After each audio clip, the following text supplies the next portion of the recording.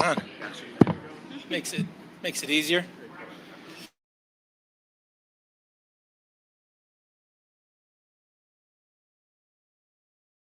Thank you. Good afternoon, everyone. I want to thank you all, the members of the media, for coming out this afternoon.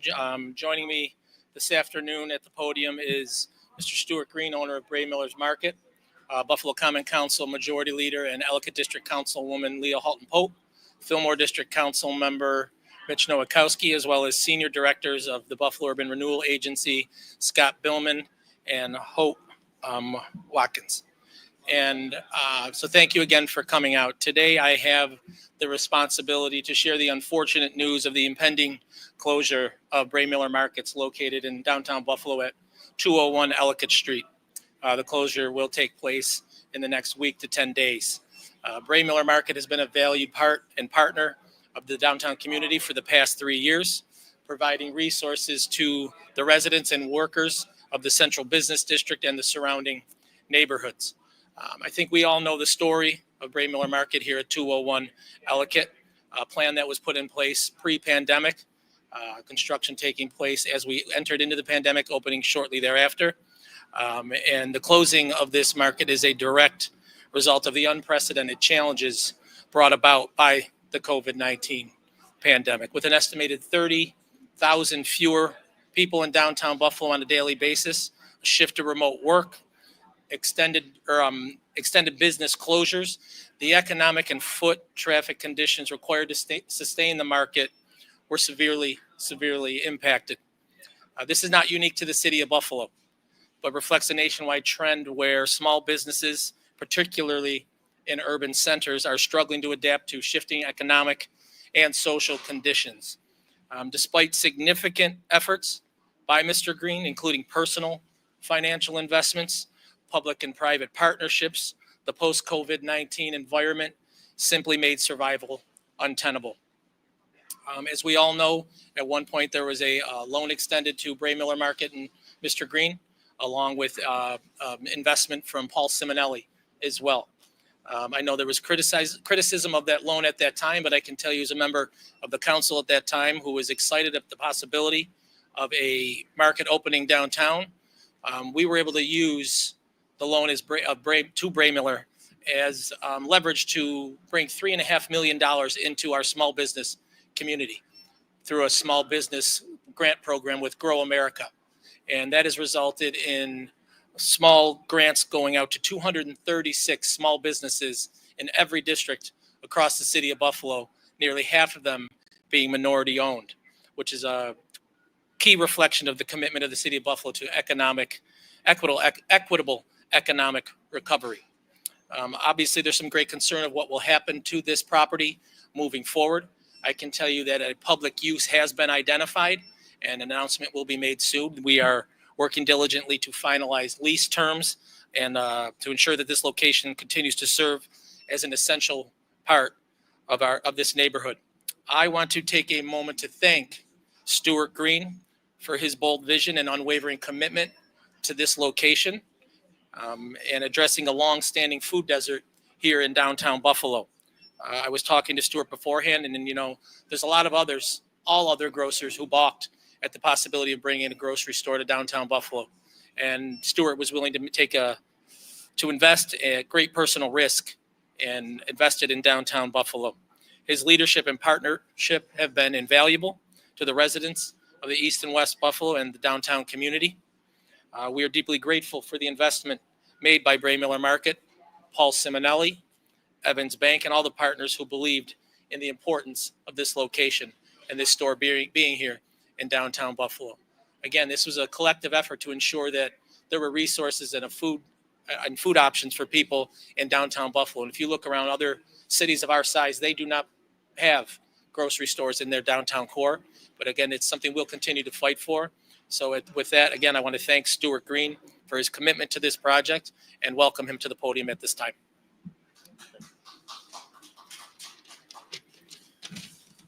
I'd like to thank everyone that helped Braymiller Market get this far. We've done our best to provide this amenity to downtown and the surrounding areas. When we began this project, we thought we had the timing right with the growth of the Central Business District. due to things beyond our control, the business climate changed. As this neighborhood develops, the critical mass needed to support a grocery store will become apparent. Braymiller Market will continue to support the city of Buffalo and our community partners as always, from our other store. I will miss our valued employees and customers, and thank you all for your support.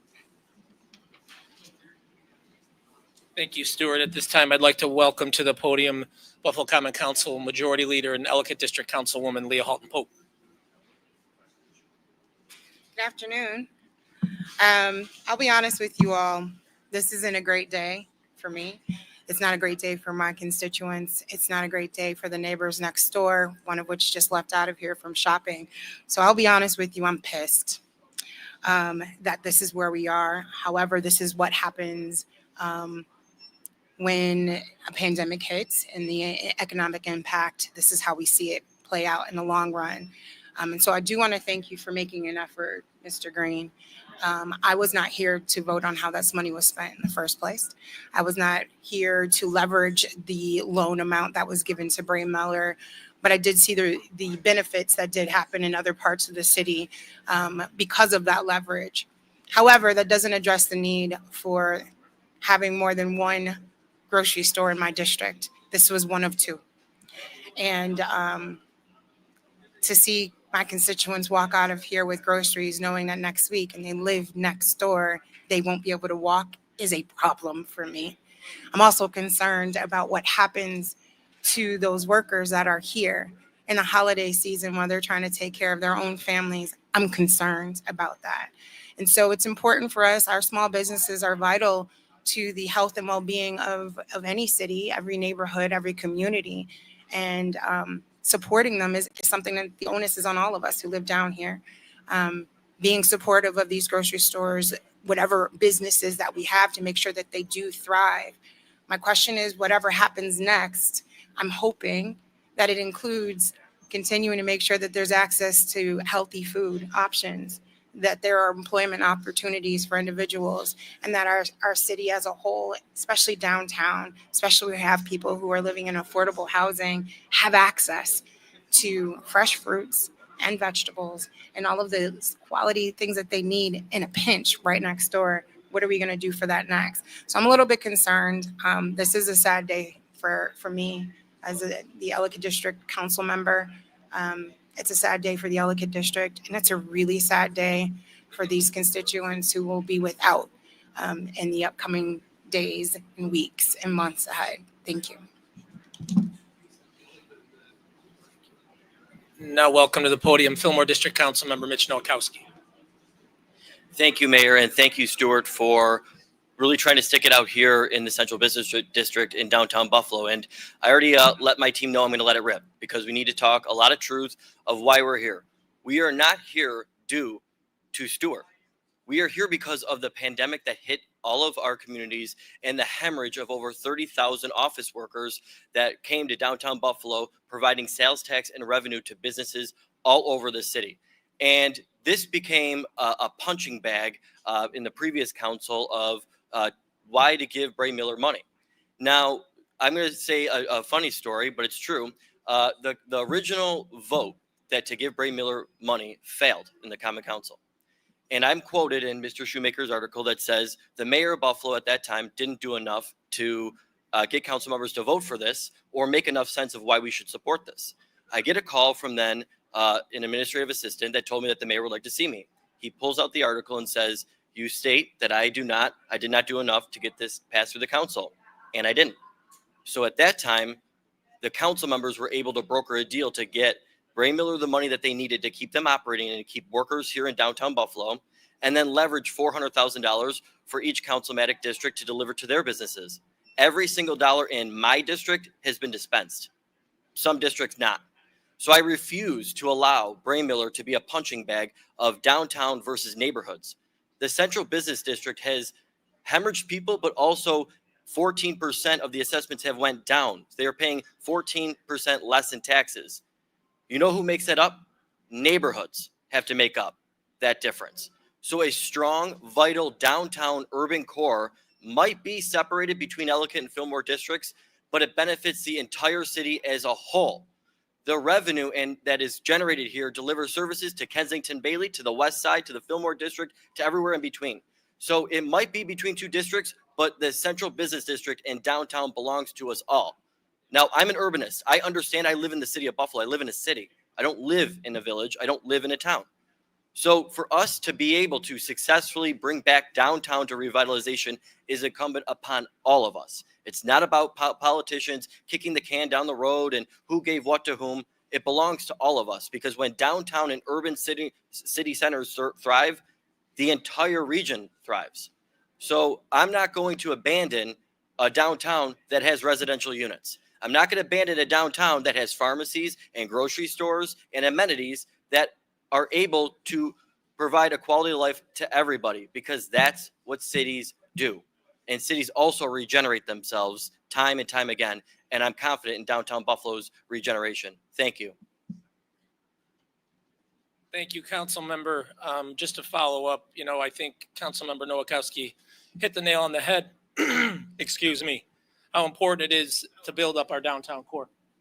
And we have been engaging our private sector partners on a daily basis to get them to be partners with the city of Buffalo to see what we can do to make sure that our downtown core flourishes. At the city of Buffalo, we're holding people accountable. We want them in the building working. We're hoping that private sector companies will get people back in the buildings as well and visiting our downtown core, so other businesses can open up and benefit from that. And again, I want to thank Stuart for being the first one through the door trying to make sure that happens. And there was a grocery store here in downtown Buffalo, and I commend him for his efforts on that. So with that being said, if there's any questions, we'll take questions now.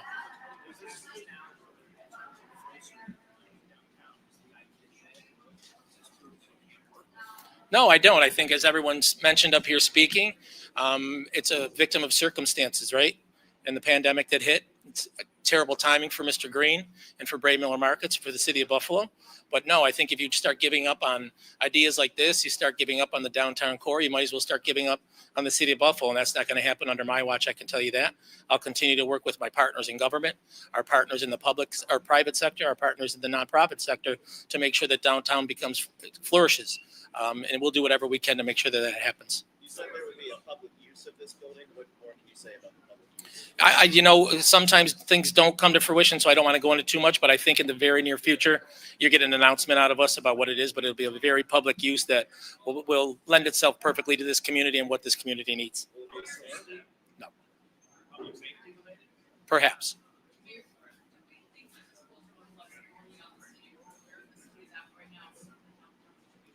No, like I said earlier, this is reflective of urban centers across the entire country trying to rebound from the COVID-19 pandemic.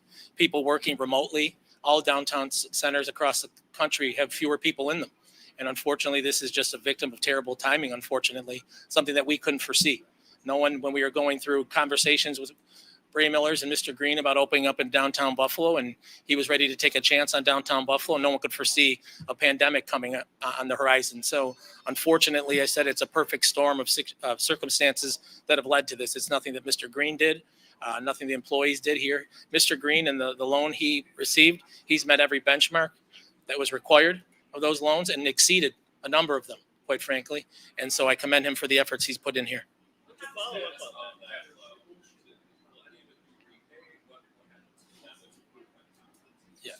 So as of right now, I don't believe the city is required to pay any of it back at this point. So I think we're all set there. wait a minute.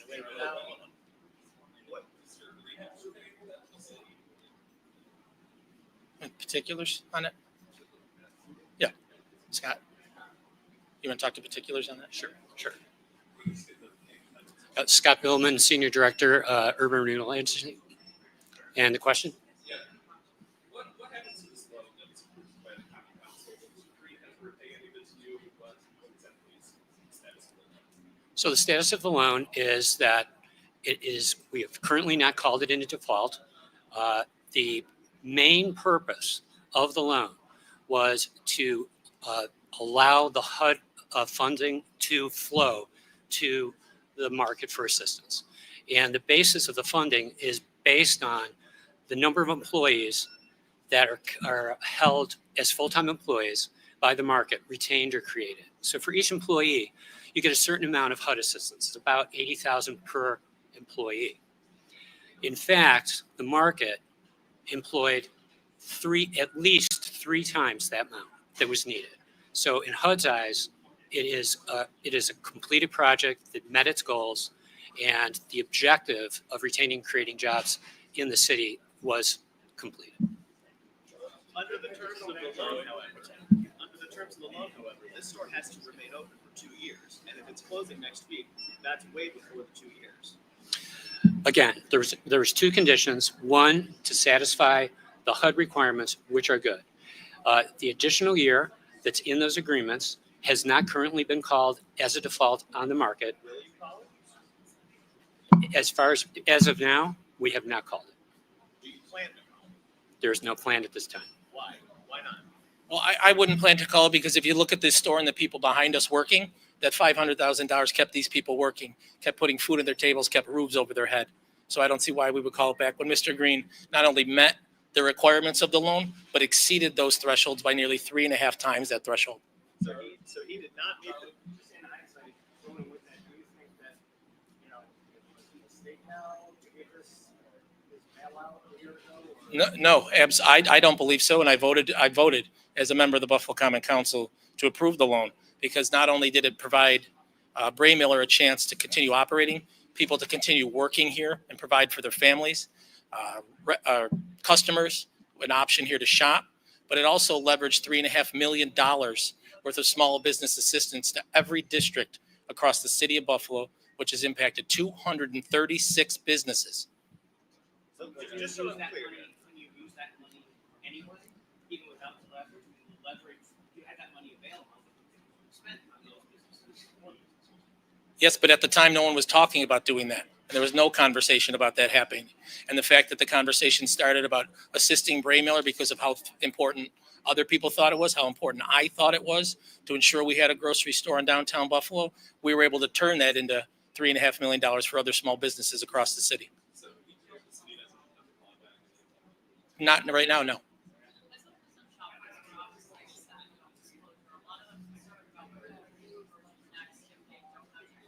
Yeah.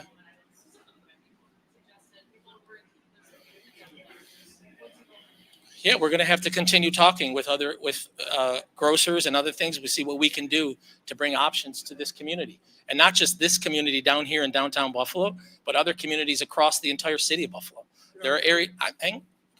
There are other areas in the city of Buffalo suffering from the same situation, food deserts and things of that nature. So we'll continue to work with my partners in government, on the council, the federal, the state, the county level, whatever we can do to make sure we're providing fresh food options for everyone in every corner of the city of Buffalo. But are they good? If you're talking to another retailer, developer, everybody lines up to put number 2 here. They're going to Braymiller, not working out. So doesn't it make it a tougher sell to say, Well, I think we can't work on that alone. We have to work on the downtown core as well and getting people back down here and repair the situations that led to the closure here. You can't just say, all right, come on in and turn the key and open the grocery store again. You have to work with our partners in the private sector and otherwise to make sure we have more people in downtown Buffalo. Build this core up, get people living down here, get people visiting down here, entertainment, everything you can to get people living down here so that this store, this location or another location, whatever it might be, could be successful in the future. Number of employees is 36. That's 36 families impacted by this. So this is not, I don't think this is a decision that's entered into lightly by the city, by the Buffalo Urban Renewal Agency, by Mr. Green. No one wants to have 36 families without a paycheck during the holiday season. So it's not a decision that's been entered into lightly, but unfortunately the market conditions have kind of dictated it. No, I think we're in here in downtown Buffalo and we should have a grocery store in downtown Buffalo. And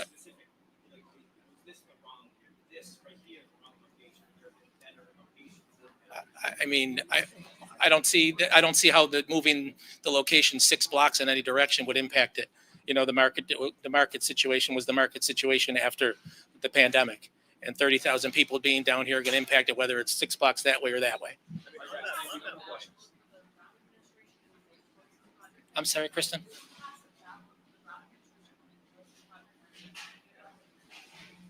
No, I think you have several different areas of government, different levels of government that were in favor of this happening. And again, unfortunately, we got to a point where it opened.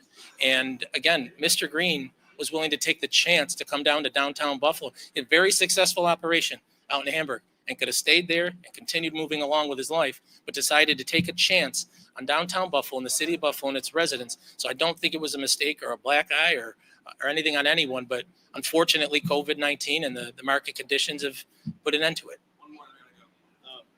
I'm sorry to harp on this again, but the terms of the loan specifically said it's got to be open for 2 years, and you're saying that you're just going to write off that loan even though it's closed in a year. Can you please explain Yeah. more about that? In speaking with general counsel from the Buffalo Urban Renewal Agency and other people within the agency, it's explained to me that criteria have been met, and so therefore, we will not call into question the loan. What criteria? Thank you. That's it. Thank you, everyone. Chris, can you just say again how you're going to work to bring more